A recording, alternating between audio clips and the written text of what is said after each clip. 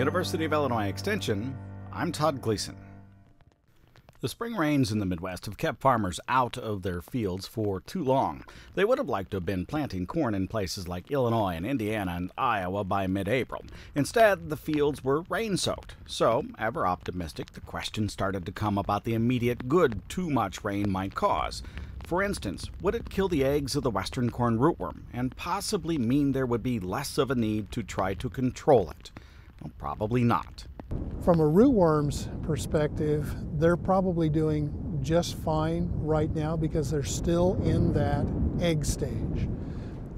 While they're in that egg stage, even if they're submerged in water, particularly if the water temperatures are cool, as they are this spring, those eggs are probably doing just fine.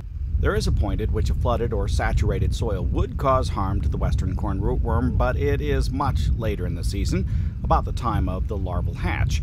It typically takes place from late May to early June.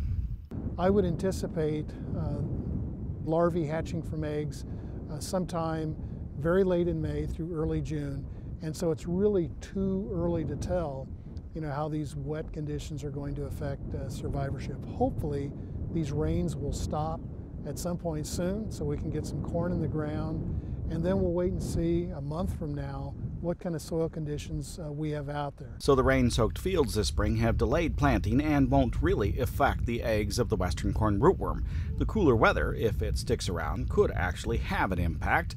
It might push back the hatch a couple of weeks. For University of Illinois Extension, I'm Todd Gleason.